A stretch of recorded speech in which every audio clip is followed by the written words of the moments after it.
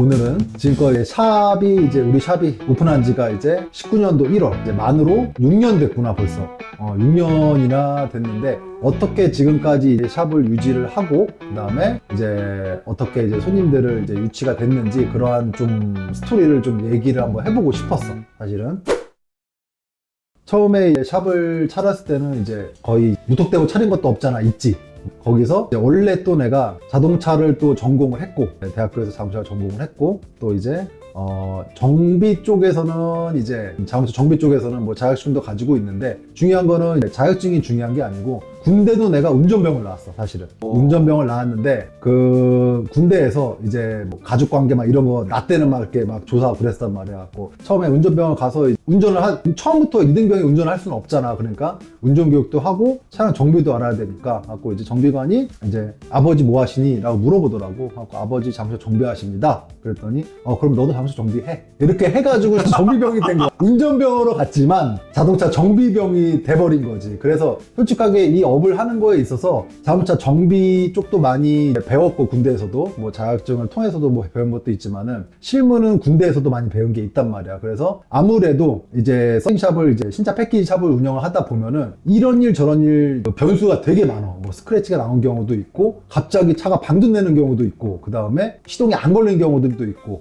요즘엔 차가 이제 센서들이 많기 때문에 센서에서 오류나는 값도 있는데, 솔직히 나는 이 업을 하면서 조금 자동차 정비라든가 이런 거 부분을 이제 좀 알게 된 계기가 군대지만, 그걸 실무적으로 사용할 수 있는 게 나는 이 업이라고 좀 생각을 해. 그래서 뭐 물론 입구에도 뭐 자동차 정비 자격증을 이제 붙여놓긴 했지만은, 이제 신규 손님들이라든가 뭐 구독자분들, 뭐 하물며 이제 신차를 만지기 때문에 이제 그 마스터분들도 많이 오신단 말이야. 그러면은 정비를 할 줄 아는 라이센스가 있는 부분에 대해서는 조금 어느 정도 신뢰를 좀 얻기도 해. 그렇게 해서 이제 샵을 차리고 나서 마음 같아서는 승승장구할 줄 알았어. 이 장소를 얻는 것까지도 내가 한 6개월 정도를 계속 상가를 또는 창고를 계속 보러 다녔었는데 6개월 동안 썩 마음에 들지 않았단 말이야. 그동안 이제 부동산 통해서 봤던 그런 샵들이. 그래서 또 거꾸로 권리금을 주고 들어가고 싶지는 않았어. 거꾸로 반대로 그러면은 완전 깔끔한 상가에 이제 내가 차려야 되는데, 일단은 첫 번째 이쪽 지금 우리 매장이 이제 주차장이 좀 넓잖아. 내가 첫 번째로 이제 생각을 했던 게 자동차를 만지는 샵이고 신차 패키지 샵이라고 하면은 최소한의 주차 대수는 30대 이상은 돼야 된다고 생각을 했어. 그렇기 때문에 가장 첫 번째 순위가 주차를 가장 많이 할 수 있는 샵이 첫 번째였고, 그 다음에 두 번째가 이제 오다 가다가 들를 수 있는 용이성, 두 번째, 그 다음에 세 번째가 기술. 물론 뭐 기술이 제일 중요하긴 하지만은 장소도 요즘에는 많이 중요하단 말이야. 그래서 우리 샵이 지금 창고식으로 돼 있단 말이야. 창고식으로 돼 있는데 여기를 전체를 다 인테리어를 하고 이제 부스를 만들고 광택 부스를 만들고, 처음에는 리프트도 있어갖고 엔진오일도 교환을 직접 했었단 말이야. 근데 이제 점점 살릴 건 살리고 이제 없앨 건 없애면서 지금은 광택이랑 썬팅, PF 신차 패키지만 지금은 하고 있고, 한 1년 정도가 이 샵을 차리면서 가장 좀 힘들었었지.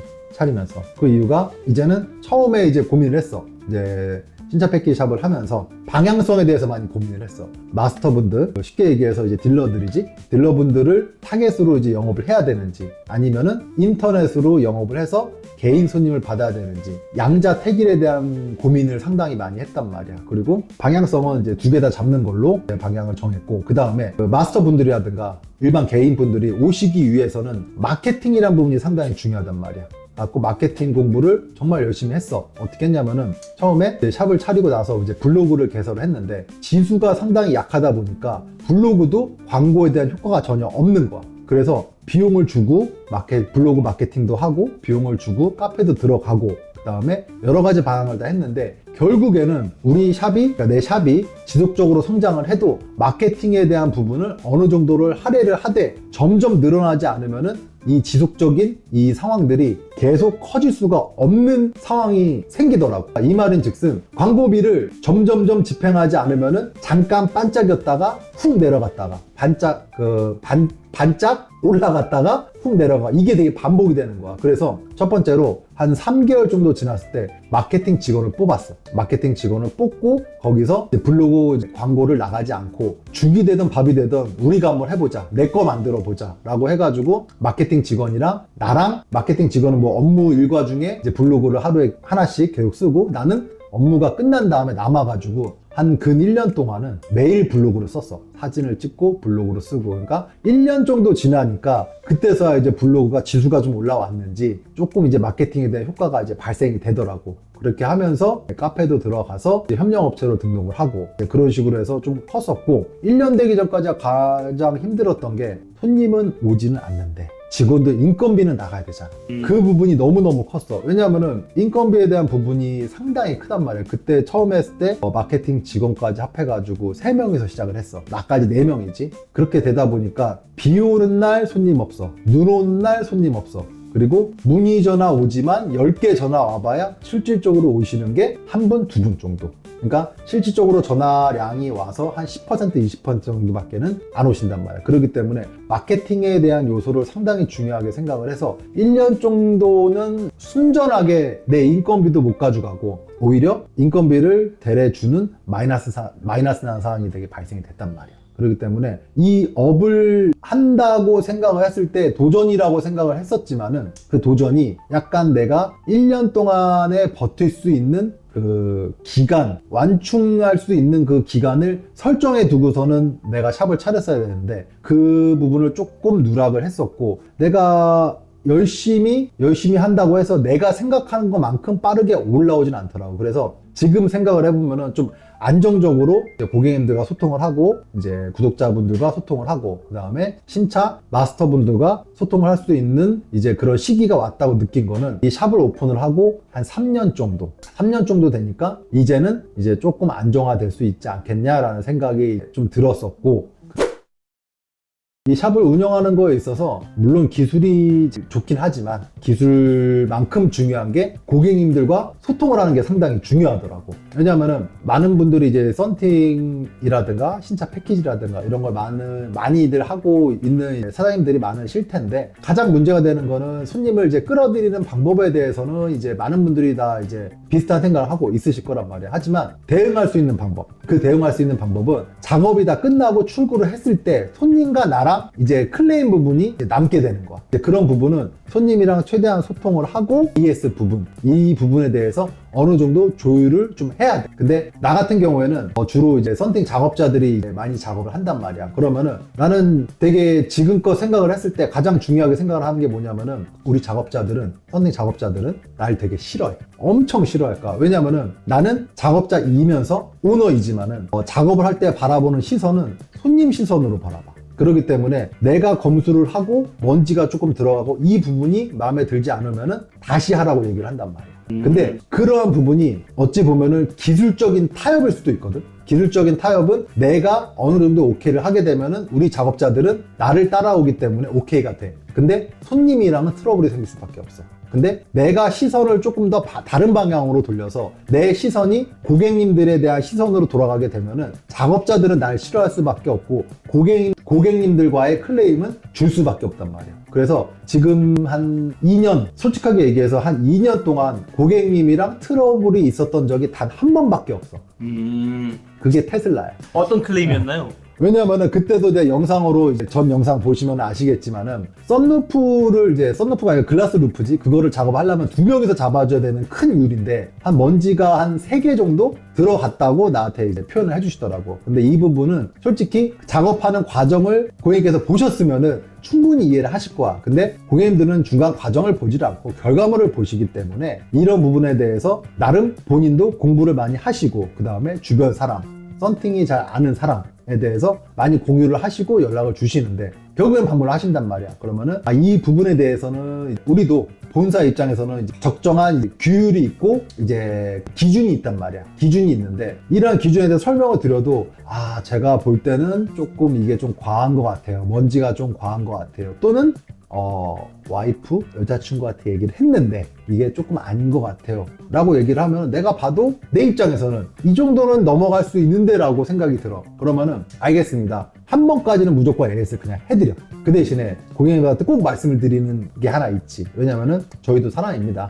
사람이 하다 보니 먼지가 탈 수 있지만, 물론 다시 작업을 할 때는 다른 부위에 먼지가 탈 수 있습니다. 하지만 이러한 클레임 부분에 대해서 저희가 다시 작업을 하는 거기 때문에 무조건 더 조심을 하겠지만, 조금에 대해서 이제 먼지 하나 두 개 들어가는 부분에 대해서 조금 양해를 해 주십시오 라고 먼저 제안을 하고 작업을 해. 그러고 나서 문제가 되는 거는 지금껏 하나도 없었어. 그러니까 이게 작업재 기준에 대해서 잘못했다는 게 아니야. 물론 손님의 성향이 조금 까다로우신 분이 있을 수도 있고 유하신 분이 있을 수도 있고 라고 하는데, 우리 작업하는 사람 입장에서는 다 맞춰야 되는 기준이란 말이야. 그러니까 누구는 되는 기준이고 누구는 안 되는 기준이고, 이거를 정해버리면은 안 되는 사람 입장에서는 당연히 안 되는 거기 때문에 트러블이 있을 수밖에 없단 말이야. 그렇기 때문에 나 같은 경우에는 작업자들이 좀 물론 날 싫어하지만은, 아닌 것 같으면은 무조건 가차없이 떼버리고, 뭐 원가 이거 의미 없어. 왜? 어차피 손님이 마음에 안 들어서 또는 문제가 생겨서 다시 방문을 하게 되면은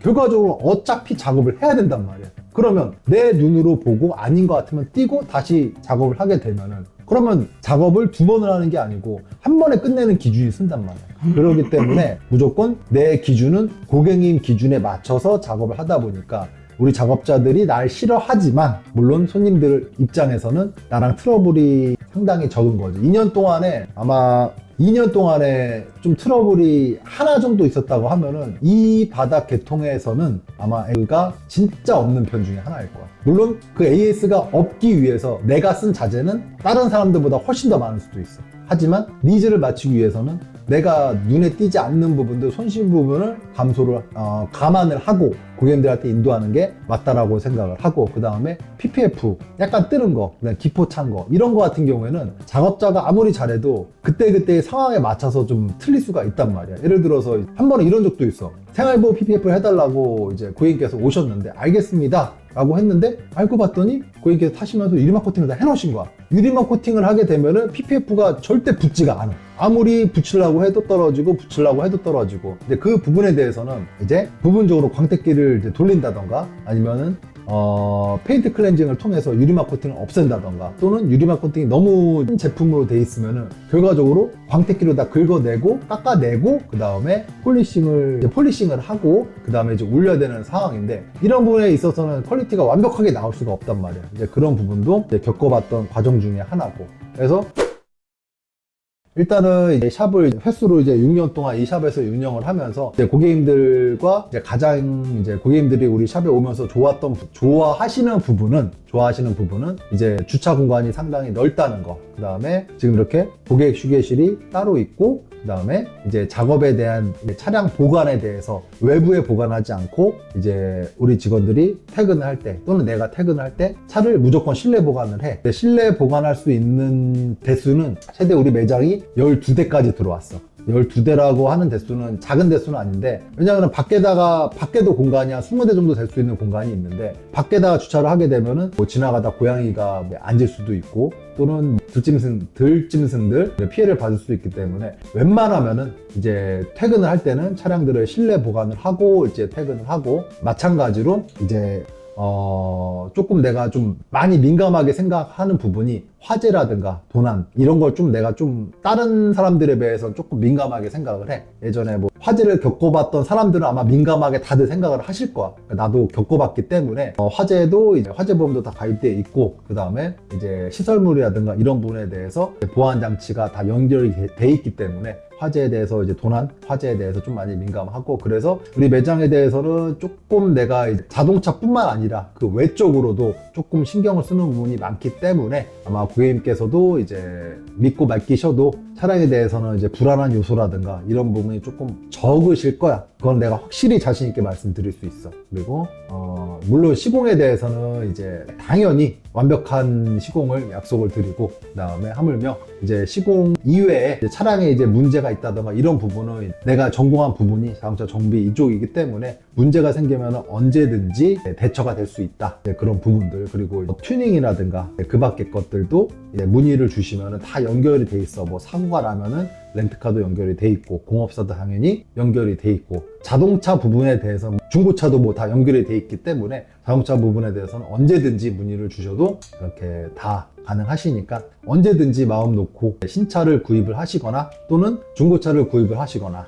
또는 썬팅이라든가 이런 부분에 재시공을 원하시는 분들은 언제든지 전화 주시면은 친절하게 상담을 도와드릴 거고, 오늘 처음으로 유튜브 고객님께서 전화를 주셔서 차량 입고 계획을 세워주셨어. 너무 기분이 좋아, 솔직하게. 그래서 처음으로 유튜브 고객님들이랑 소통을 할 수 있는 그런 계기가 마련이 됐고, 이제 마찬가지로 아까 전에도 유튜브 보고 전화를 주셨다고 말씀 안 하셔서 내가 물어봤어, 거꾸로. 그래서 서비스 부분도 내가 조금 이제 언급을 했던 부분이 있는데, 한 번 더 말씀을 드릴게요. 유튜브를 보고 전화를 주시고 작업을 맡기시게 되면은 유튜브를 보고 전화 주셨다고 꼭 말씀을 해주셔야 돼요. 그래야지 서비스 부분도 어느 정도 제가 생각을 할 수가 있기 때문에, 이제 꼭 유튜브를 보고 전화 주셨다고 말씀해 주시면은 항상 풍족한 서비스 제가 약속을 드리겠습니다. 아무쪼록 영상 시청해 주셔서 대단히 감사합니다. 끝! 시공은 모두 비디브러스 진짜 패키지 유리 막도 비디브러스 걱정 말고 맡겨줘요 비디브러스